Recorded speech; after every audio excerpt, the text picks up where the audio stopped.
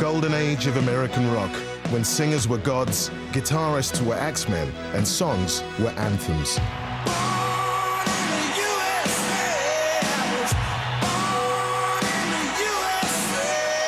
The soundtrack of a nation forged one stadium at a time. Welcome to the Hotel California. For 3 decades, from the late 60s, rock music was the sound of America, taking over virtually every mainstream radio station in the country, and then its TV screens. Welcome to the jungle. We got fun and games. We got everything you want. Rock music, that became the embodiment of America at its most brash, was born during the protest movement of the late 60s. This program explores the emergence of American rock at the end of the decade, the era of flower power, mass protests, Vietnam, and LSD. Inspired by the experimental sounds of the Beatles, some of the biggest names in US rock released their first albums in 1967. Bring on through to the other side. Bring on through to the other side. They were musicians who not only sang about the social revolution, they were the revolution. It was just great to be part of it. You know, you felt part of something. I think that the youth finally had a voice. Make love, not war. It was as if someone had lifted up a giant flat rock and everyone crawled out from underneath it. It was pretty crazy, yeah. It was madly, wonderfully crazy, though. Thank God. This is the story of classic American rock, told by the people who were there and made the music that shaped a generation. Born to be wild. Born to be wild. You shake my nerves and you rattle my brain. Too much love drives a man insane. You broke my will, but what a thrill. This race is great balls of fire. Classic American rock has its roots in the rock and roll era of the late 50s, when the US was enjoying an unprecedented cultural and economic boom. Growing up through the end of the decade, our fledgling 60s rockers were all turned on by the new craze. Feels good. When I was growing up in the 50s, what was on the charts was hard-ass rock and roll. It was Little Richard. It was Elvis Presley. Everybody knows Elvis. Put Danny to a jail out of rock and roll. Rock and roll took the 50s by storm, blowing away the austerity of the post-war years. For the first time in history, teenagers had a voice.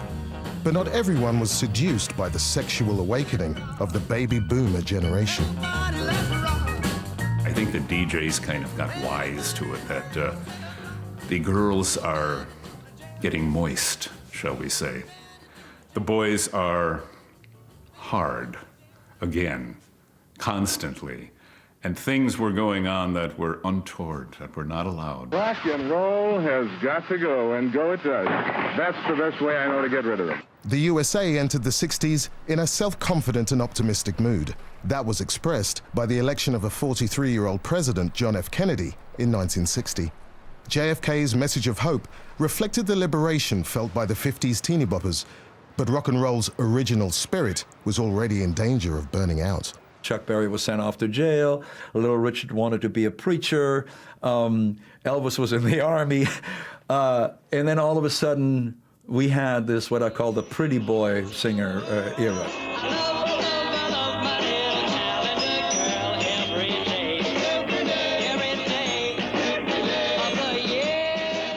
It was very white bread kind of music, you know, rock and roll, kind of very clean and, you know, formalized.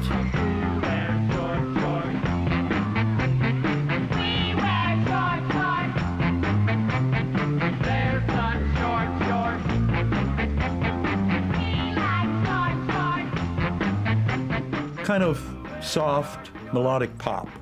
And young girls, you know, loved that. But for people that wanted some meat on the bone, what happened? Round, round, get around, I get around, yeah, get around, round, round, I get. Bands like the Beach Boys reflected the happy-go-lucky, cash-rich lives of the country's teenagers. Two bonus birds hamburgers, a vanilla shake, and some French fries. Under the spell of Kennedy's vision, there seemed to be no limits to the country's ambition. I believe that this nation should commit itself to achieving the goal, before this decade is out, of landing a man on the moon and returning him safely to the earth. JFK also challenged America's younger generation to look at the inequalities in their country. And when the civil rights movement, led by Martin Luther King, marched on Washington in August 1963, it resonated with young people of all races. The First Amendment deals with certain basic freedoms, such as freedom of assembly, freedom of speech, freedom of press, and the right to protest for right. The failure on the part of the government to protect these rights is one of the great failures that we face. Frustrated by the failures of the older generation and inspired by their new, charismatic leaders, young people were no longer afraid to voice their opinions on everything from civil rights to impending war in Vietnam. The kids are just getting to the point where they just say, forget you, Mom and Dad. I don't want your society. One clear sign of the changes in American society was the growing commercial success of black artists with young white audiences. Yet much of American popular music of the early 60s was still preoccupied with teenage love. But when folk singer Bob Dylan stepped into the spotlight in 1963 from the booming folk circuit, his thoughtful, intelligent songs articulated the baby boomers' concerns with the slow pace of change in modern America. How many years can a mountain exist before it's washed to the sea? When we first started hearing some Bob Dylan, that was a different voice. What we liked is the message more than anything from Dylan. I mean, you know, he was a symbol for change. The answer, my friend, is blowing in the wind. The answer is blowing in the wind. As Americans faced the increasing threat of their country's involvement in Vietnam, the younger generation still hoped that their dynamic president would be the catalyst for a peaceful, fairer country. But in November 1963, their hopes were dashed. After President Kennedy's assassination, Sir Winston Churchill said that the loss to the United States and to the world is incalculable. The bright promise of the Kennedy administration has been replaced by doubt and apprehension. Most, when you ask about the days to come, have no answer or a shake of the head. Kennedy's short presidency had captured the imagination of America's youth. And when four cheeky musicians from Liverpool landed in New York 3 months after his funeral, they found a country that was eager to build on his legacy. They were like our gods that, wow, every 2 weeks there was a new record. Both sides were fantastic. The Beatles led us all. Musically, we all looked at the Beatles, and the Beatles were just the Pied Pipers, and they just kind of took us down that road. It's been a hard day's night, and I've been working like a dog. It's been a hard day's night. Suddenly, kids like me that was 15 years old, that was going to go to work in a car wash, decided to start bands. And it scared the other generation to death because all of a sudden, this generation was getting creative. I was an Elvis fan. It didn't seem like an attainable thing to be a rock star. But when I saw a self-contained unit like the Beatles, where they were making the music together, they were singing the music together, writing the music, then you went, I see. I see how this can be done. In the wake of Beatlemania, new bands formed all over the US.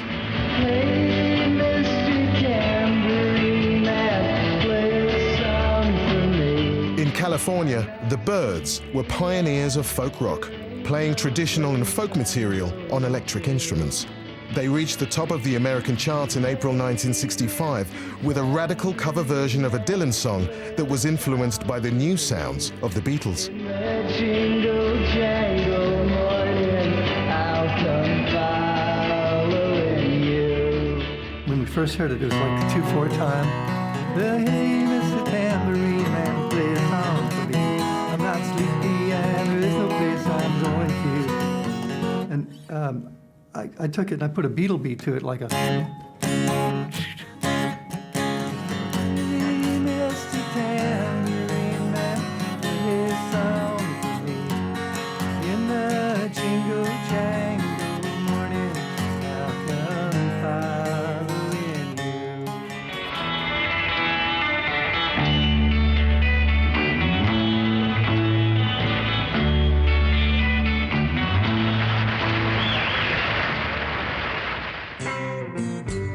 Hot on the heels of the Beatles was another British outfit, the Rolling Stones.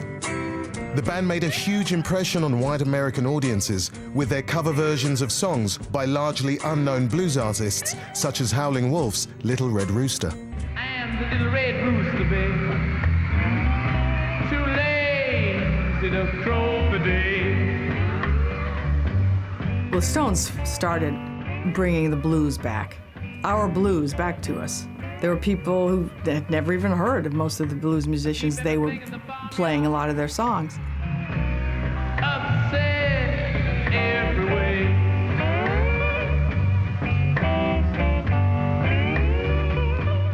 When these guys came from England playing American rock and roll and playing it really, really well, adding a whole new life to it, actually. Thank God for that, you know. As we used to say, I love the Limeys for what they're doing. To their everlasting credit, it was the Stones who insisted on Howlin' Wolf appearing with them on Shindig. You know, they said, he doesn't get to play, we don't play. I was in Chicago a little while ago, and I came across this restaurant. I went in and I found a chap singing the blues. I thought he was fantastic, so I booked him. And it turned out to be somebody you know about. In fact, he's quite famous, isn't he, in Britain? Yes, well, he was the first one that recorded Little Red Rooster. Was he? Yes. Up until that time, most white kids, who are these guys? Well, they're the ones who lay the groundwork for that cool music that you love so much. How many more years till I have to let you dog me around?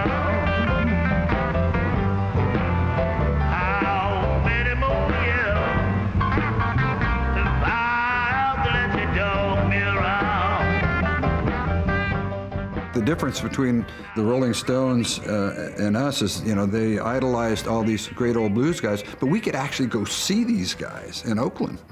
We'd have to sneak in, but, you know, we did, and Jimmy Reed and Howlin' Wolf and all these people we got to see. While the first wave of the British invasion inspired the emerging American rockers to look closer at home for musical direction, when the Beatles returned to the US in 1965, they'd become politicized pot smokers who had a huge influence on the way young people thought and behaved. It's hard to imagine, if you didn't live through it, when their records came out, how important it was culturally, how much we all went to someone's house to listen to that album come out that day, and then all the bands followed, and when the Beatles said something, you listened. As the Beatles pushed the boundaries of popular music, they inspired young American bands to believe that rock and roll could be much more than pure entertainment. Suddenly they had a voice. Now they felt, well, if the Beatles and Bob Dylan can protest the war, so can we. And that's when the whole thing ruptured, I think. Energized by the British invasion and Bob Dylan's social commentary, American bands branched out in many directions, taking influences from the blues, folk, country, and rock and roll. Get your motor running. Head out on the highway. Looking for adventure. And whatever comes our way. What began to emerge was a distinct American rock style that was heavier and louder than the bubblegum pop that had dominated the charts in the early 60s. Songs such as Born to be Wild by Steppenwolf captured the spirit of rebellion and freedom at the heart of the new wave of rock bands. And as bands all over the country added their own local flavors to the mix, classic American rock was born.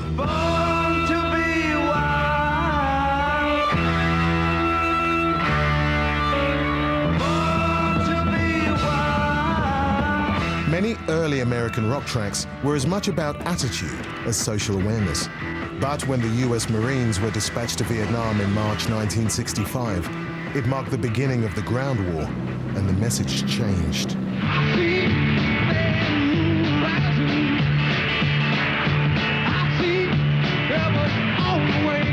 For teenage boys in the mid-60s, including those in rock bands, the threat of being called up was a constant worry. That unease was captured by the foreboding lyrics of songs such as Creedence Clearwater Revival's Bad Moon Rising.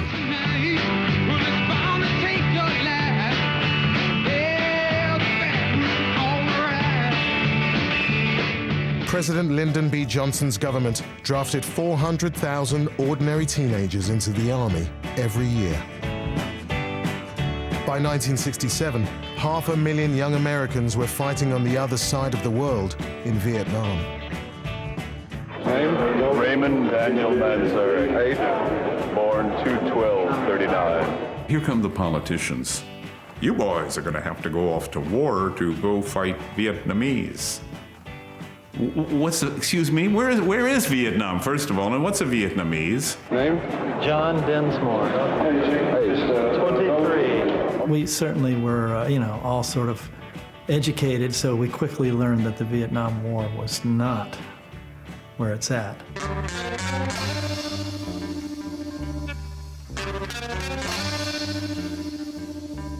It was, in our eyes, a very unjust war. We had no business being there.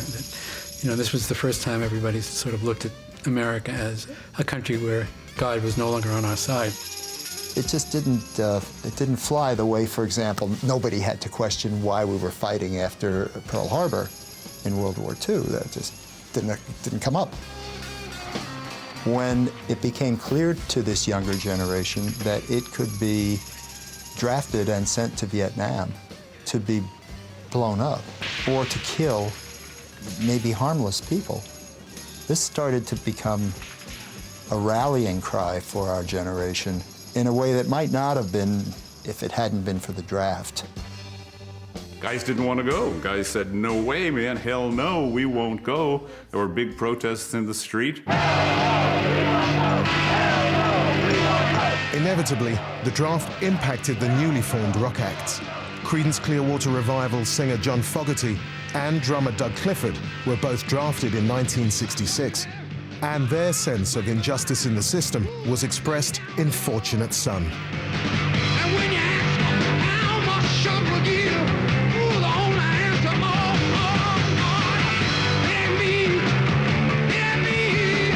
ain't no military song. A lot of the people, the elected officials, kids somehow managed to not go. They were able to buy a favor or knew somebody.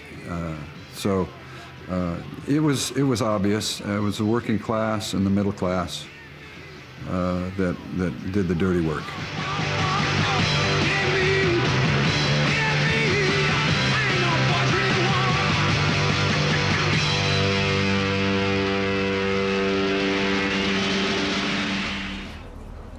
With more young men called up, dodging the draft became a game of cat and mouse.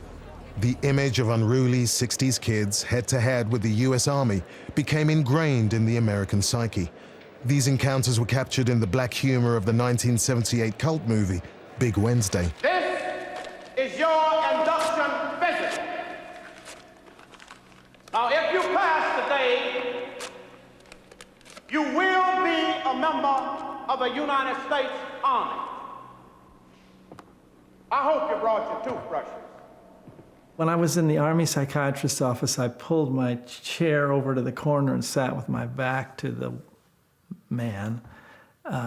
This is amusing now. I was terrified, let me tell you.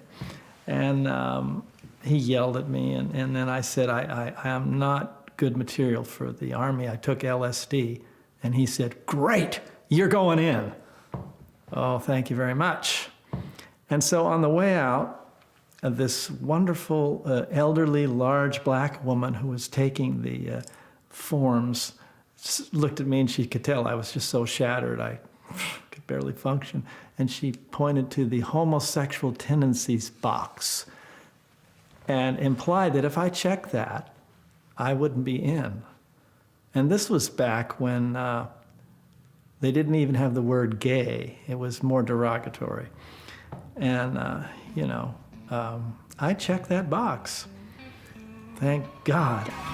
Sent to fight or left at home, the baby boomer generation was desperate to escape from the reality of war.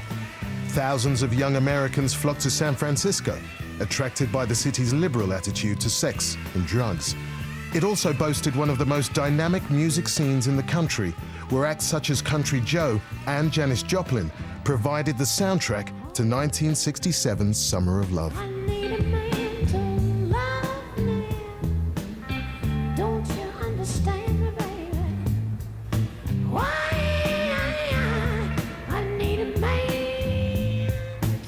San Francisco has always been a liberal place, so much going on. And when I grew up here, there was the beatniks and the jazz cats, and so it was a natural place for something to ferment. Everybody's wearing feathers and beads and long dresses and wild hats, and it was as if someone had lifted up a giant flat rock and everyone crawled out from underneath it. And it was kindred spirits.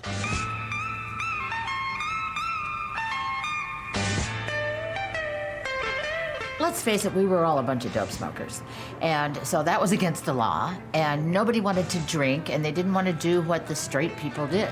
I'm stuck on the LA freeway.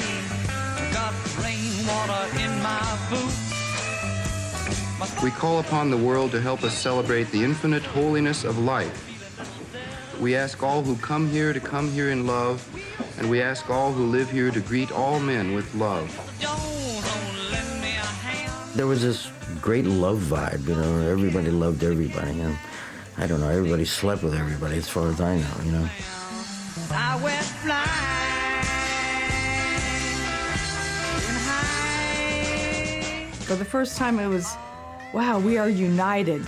And it was sort of us against them, but we wanted to bring the straights into the freak scene. It wasn't like we were hoping that we could all become one. It was all very much to do with that kind of belief that, we could overcome any negative bullshit with music and loving each other. And it was sincere. The city's rock scene grew hand in hand with the Flower Power generation's experimentation with LSD. The Fillmore Ballroom became home to a new breed of psychedelic bands, such as Jefferson Airplane. It's no secret when you got me jumping up and down. It's no secret, 'cause my heart is chained and bound. I love you, yes, I love you, yeah. It's no secret. At the gigs in the ballrooms, we had these, barrel of apples, and every apple was syringed with the acid, and we had a big fruit bowl, punch when you come up the stairs in the Fillmore, and, laced with acid, So the audiences had a good time too, and they got very loose with us, See that girl barefoot in the floor, whistling and singing, she's carrying on. The legendary shows at the Fillmore by bands such as Jefferson Airplane, Quicksilver Messenger, and Grateful Dead were mirrored in other parts of the country as kids fell under the influence of Flower Power and its soundtrack. People my age and, like from 15 to 20, just rocking out, dancing, loving each other, carrying flowers and incense around, smoking a lot of pot, and feeling like part of a community, part of a revolution that was brewing. And the music had everything to do with it. The words the musicians were singing, the way they looked. It was brand new. It was fresh and exciting.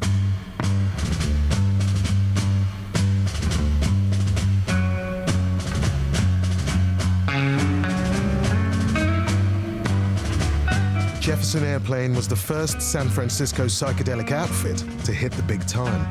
And lead singer Grace Slick's White Rabbit captured the experimental spirit of Flower Power. One pill makes you larger, and one pill makes you small.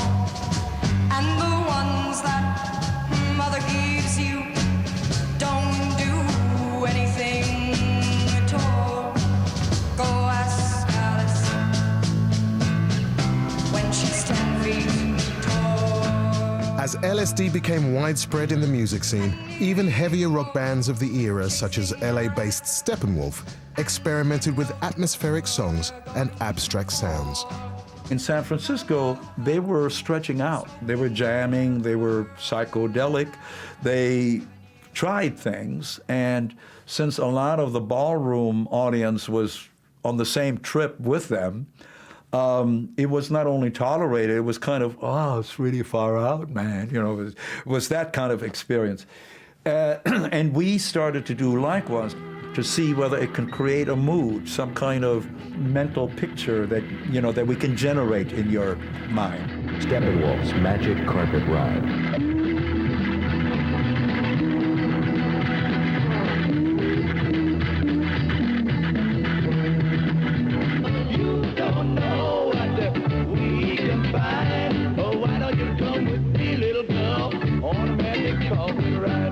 It wasn't only in the studio where musicians explored with new psychedelic sounds. When Jimi Hendrix burst onto the American scene at the legendary Monterey Pop Festival in 1967, he transformed the possibilities of rock music. And the first American guitar hero was born.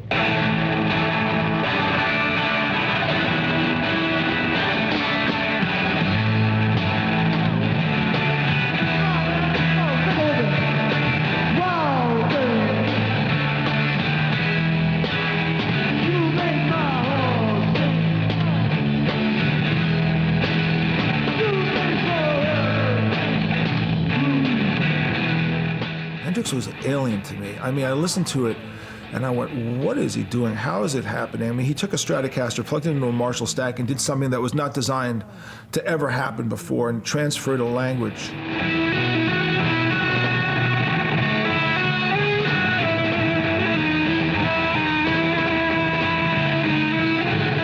He's somebody that I think best expressed what electric lead guitar sounds like. I mean, I see guys all the time, hey, I can play, you know, Purple Haze, but they don't play it like the way Hendrix. I mean, he fucked every note, you know?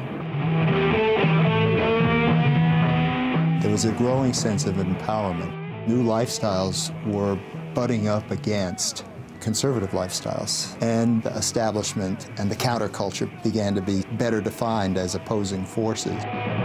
The generation's values that had been inspired by JFK at the turn of the decade were given a huge boost when his younger brother, the charismatic 40-year-old figure of Bobby Kennedy, joined the race to become the Democratic nominee for the 1968 presidential election. We can start to work together. We are a great country, and a selfish country, and a compassionate country. And I intend to make that my basis for running and over the period of the next few months. With his baby-faced looks and positive vision, Kennedy expressed the generation's hopes for a peaceful future. But not everyone viewed the country through the same rose-tinted glasses. Formed in Los Angeles in 1965 on Venice Beach by 4 middle-class college boys, The Doors expressed a very different vibe. Their combination of freeform jazz, flamenco, and poetry acted as a dark counterpoint to the San Francisco hippie scene.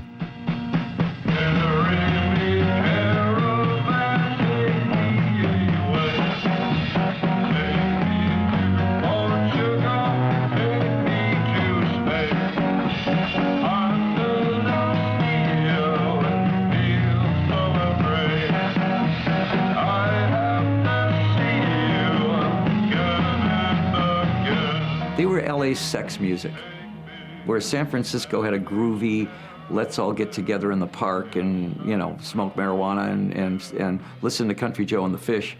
You know, the Doors were this other entity. They were kind of this dark, sexy entity.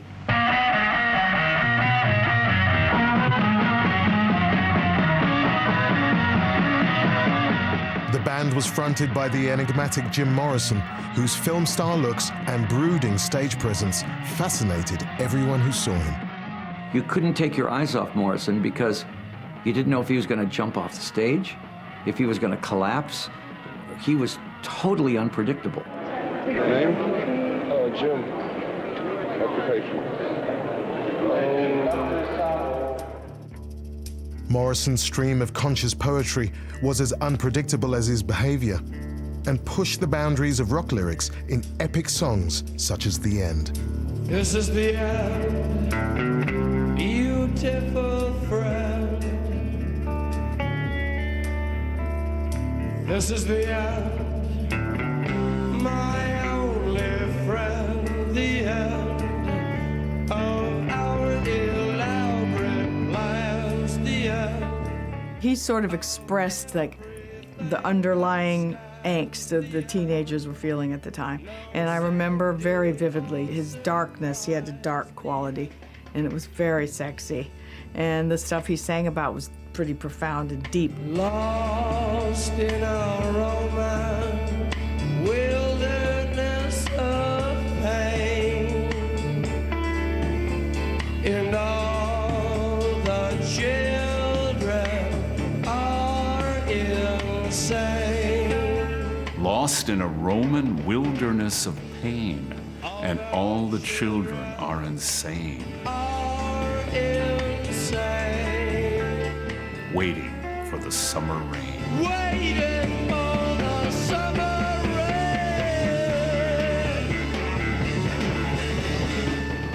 Whoa, wait a second, man. Is that Rimbaud? What is that? That's not rock and roll lyrics. In the late 60s, radio was still the dominant medium for broadcasting music, but the constraints dictated by commercial radio was ill-equipped to deal with the changing face of rock. Songs such as The End were too long and lyrically challenging to be played on the singles-dominated radio stations. In San Francisco, all that was about to change. Prior to April of 1967, there was no FM radio, no FM rock radio. It was top 40 bubblegum, AM, mono, you know.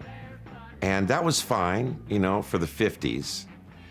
But now the Beatles had come along, and the Stones were here, and Bob Dylan had arrived, and the Doors, you know.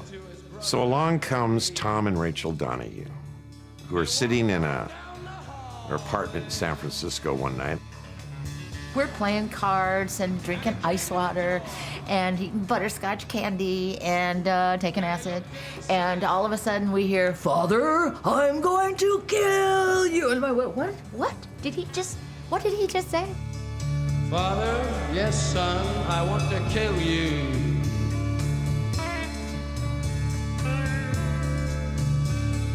Mother, I want to.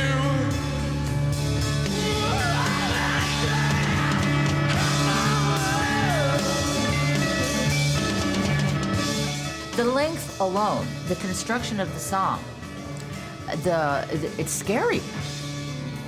And it was dark, and it was not anything like anything anybody else was doing. And Tom asks a fateful question, well, why don't we hear this on the radio? Next day, he gets up, Tom and Rachel get in their VW van or whatever they're driving at the time, and they find a radio station who's so poor their phone has been disconnected. So Tom and Rachel go back to their place.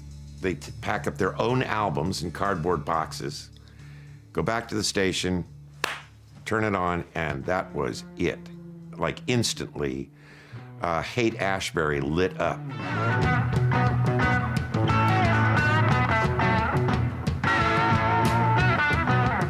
People were putting their stereo speakers out on the balcony. Hey, listen to this. It was so completely different because suddenly you're getting all of this extraordinarily rich culture coming at you, delivered from people who you could relate to. What we want to do is have everybody working together to make it as cool and groovy a trip as we can and to make it as happy a party as we can. You had disc jockeys that were kind of making up their own mind of what they played. They were tastemakers. You know, if you had a guy who had good taste, you had a really great radio show. This is KSAN in San Francisco. Tom Donahue and Rachel and lots of other people tonight. Lots of friends until midnight. The DJ just went, I've got all these albums. I've got this glut of music. I can play Quicksilver Messenger service for 12 minutes. You wouldn't play the same song from an album. You work your way through an album. So if there was a new Jimi Hendrix album, when the new Cream album came out, we'd work our way through all the cuts so that the audience could hear everything on it before deciding to buy it. With the arrival of FM radio, many of the protest movement's ideas on tackling poverty, ending racial and sexual inequality, started to be embraced more widely. They were able to relate what was going on in the street to the music. So suddenly, they could tie in what Dr. King was saying with a Bob Dylan song, and now you've got something more powerful than the two separately. Now you're starting to think about this stuff in a whole different way. And it spread like wildfire. And then it started spreading across the country. In a country as vast as the US, each city had distinct political and social issues, and these were reflected in the local music scene. The industrial city of Detroit was home to some of the loudest, wildest bands in the country, such as the Stooges and MC5. Love is like a rambling road. The more I feel it, the more it grows. It was a far cry from the love vibes of flower power. Detroit was a dynamic city at that time, and working in the factory was portrayed as a bang, bang, bang, bang, bang. And it was sort of a bang, bang, bang, bang, bang, bang. And that got into their music, you know, the hard driving rhythm. Kick them out. Don't give up. The four working class boys that were the MC5 added some urban grit to the Summer of Love soundtrack with high energy tracks such as Kick Out the Jams.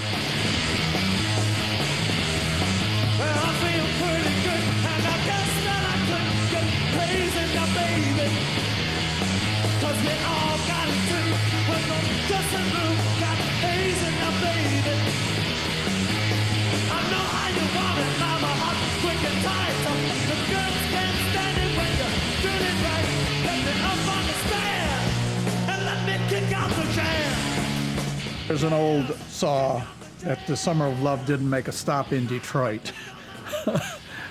We tried. We had our hippies, you know. We believed that peace and love were better than hate and violence. If you wanted the peace and love, you could get it here too. There were, you know, we love you, peace. Well, there was also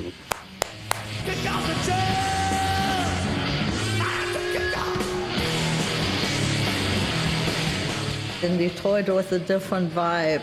Here, people wanted like a little bit harder rock and roll than that. We're not that laid back here, you know. San Francisco bands, to me, they all sounded like folk guitar players with electric guitars. Like the rhythm sections were always terribly weak, and they just didn't have the drive. At the heart of the Motor City music scene was one of the craziest venues on the circuit, the Grande Ballroom. It was just a fabulous place where anything could happen on a given night. There was scandalous amounts of sex happening in the ballroom in the course of the evening. Drugs, psychedelic drugs, marijuana. on stage. It was like an orgasm. Yeah, it was. People would come in their pants. After the show, we'd find little wet spots on where the audiences were sometimes, and the ladies got too carried away. I'm sorry, but that's the truth. As well as MC5's celebration of sex, drugs, and rock and roll, they also promoted a very different message. Along with many young black people, MC5's members were frustrated at the slow pace of change on civil rights. In Detroit, the Black Panther Party organized community projects in addition to protecting black people from police brutality, and the MC5 were sympathetic to their militaristic stance. The White Panther Party grew out of our frustration with the slow pace of change. We were young, and we wanted things to happen now. And one of our friends was in jail, and he read in the Black Panther newspaper that the Black Panthers had asked for a group of white people to come forward to do parallel work in the white community that they were doing in the black community. And we said, hey, that's us. You know, they've got guns, we've got guns. They're revolutionaries, we're revolutionaries. And even though they were kind of more serious and we were like more crazy, we were like stoned out. I mean, you know, the White Panther Party was kind of like a bunch of guys sitting around a table smoking a lot of reefer, laughing their ass off. On generational, racial, and social grounds, American society was divided. Viewed by many as the embodiment of the hippie generation, the sight of long-haired musicians on the road in the American heartlands was often met with suspicion. People would chase you, come after you, you know, throw things at you, you know, say things to you. It was very, you know, for us it was great, you know. I mean, we were disturbing these people. We'd come to disturb the comfortable and make the comfortable disturbed. Even members of bands steeped in American roots music, such as Creedence Clearwater Revival, weren't safe on their travels.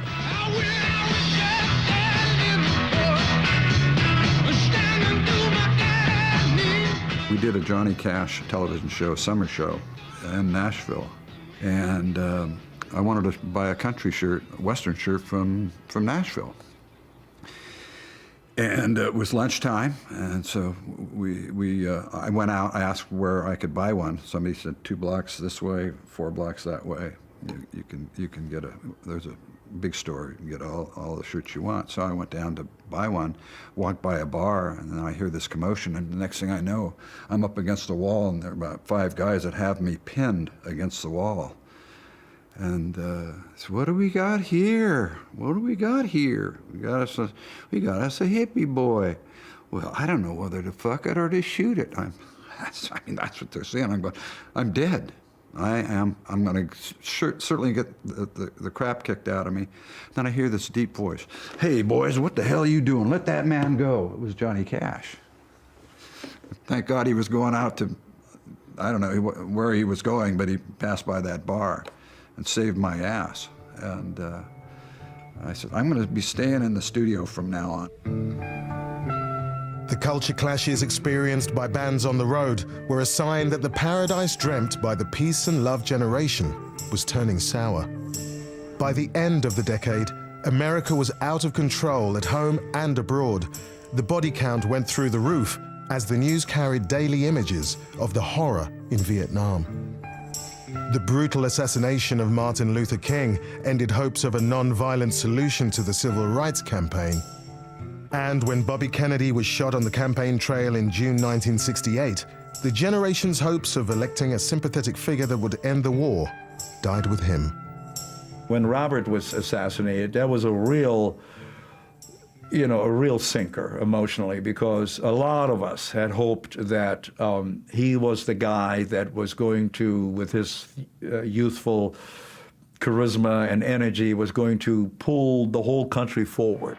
Shocked by the loss of their charismatic leader and frustrated by the lack of progress on Vietnam, the frustration of the peace and love movement boiled over onto the streets and into the music. You could not disconnect the social movement from the music. It was that important. And again, you had to live it, you tasted it, you knew it.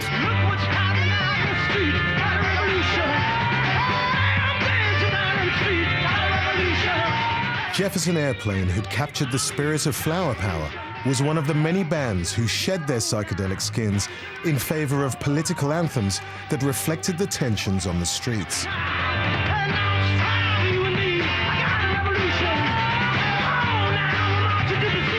The hippie generation's mantra had been the freedom to experience alternative lifestyles in peace. As the summer of love turned into 1968's winter of discontent, the message changed from peace and love to a revolutionary call to arms. 68 was a scary time. It was dark, you know. 67 was beautiful, and then 68 was dark, you know. It was such a sudden change. Things that had started out in a much sort of more benign way started to get heavy. People weren't seeing things happen quickly enough, and so violence started to creep into all the movements. Some of the worst riots were in Detroit, home of revolutionary band the MC5, where a police raid of an unlicensed bar triggered 5 days of violence.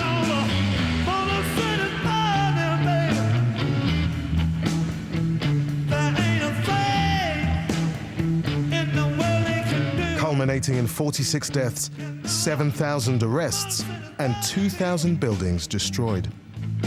Detroit was at war for a week with the Detroit police, and in the end, the United States Army came in to separate everybody and calm things down because the police had gone mad. You know, the 40 or 50 people that were killed in that riot, they weren't snipers, Black Panther snipers picking off police. They were just regular people that the police shot and killed. And when the Democratic Party convention in Chicago gathered to nominate a presidential candidate to take on the bruising figure of Richard Nixon, it was a disaster waiting to happen. The event that should have been Bobby Kennedy's coronation turned nasty when the other anti-war candidate, Eugene McCarthy, was beaten by Vice President Hubert Humphrey. I don't know what's going on, but these are security people, apparently. But the scenes in the convention took second place to the running battles between demonstrators and the police on the streets of Chicago.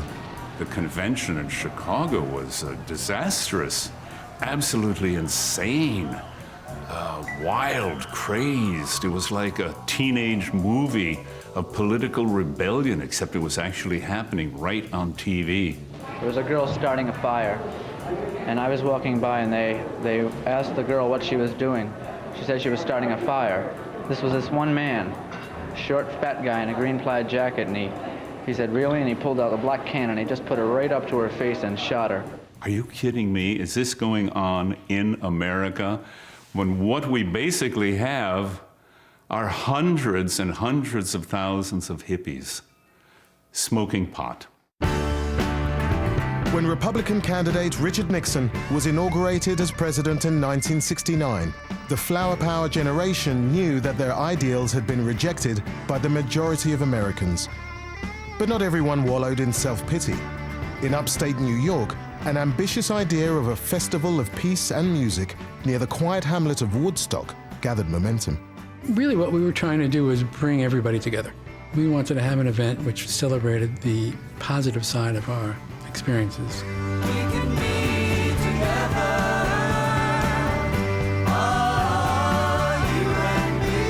We conceived it as this gathering of the tribes to sort of get ourselves together and see if we could actually live, you know, the kind of, even for that brief period of time, in the kind of relationships and in the way that we aspired to. What does it cost to put one of these things together? Fortune. A fortune. Right. I planned Woodstock for 200,000 people. That was our real number.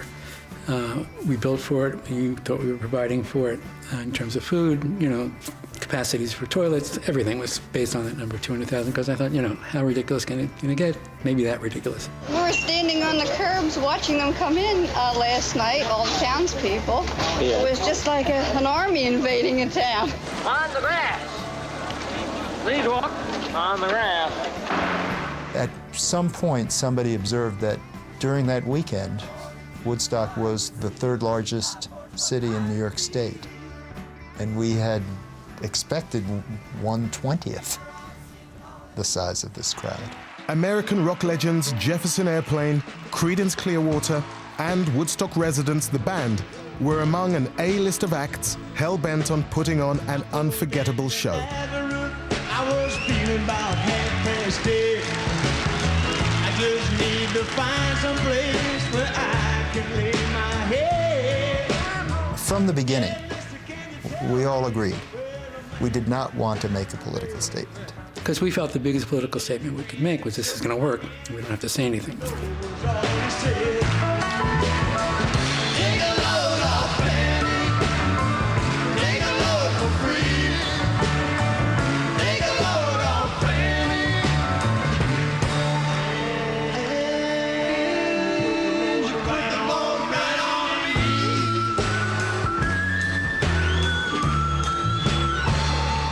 Woodstock was really, really special. You could feel The love. I mean, I don't mean to be cliche, but I mean, I can't think of anything. That's what it was. It was pure love.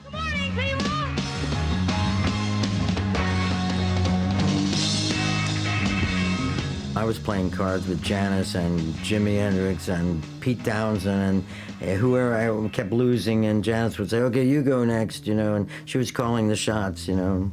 And we didn't get on till like 7 in the morning, you know. By that time, God, we'd been drunk and sobered up so many times.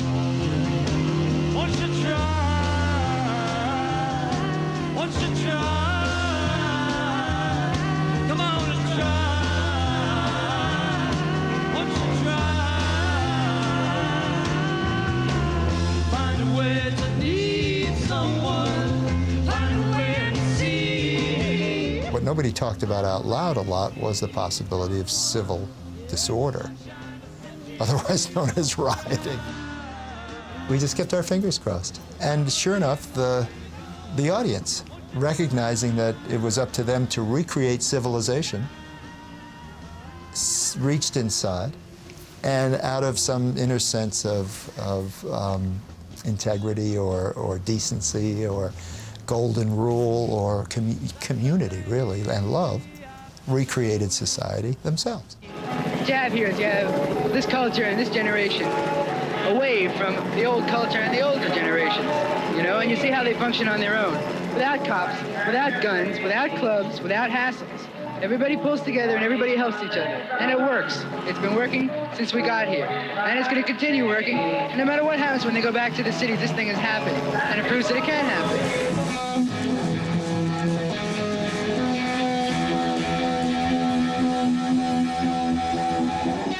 On the fourth morning, Jimi Hendrix closed the festival with his haunting version of the national anthem.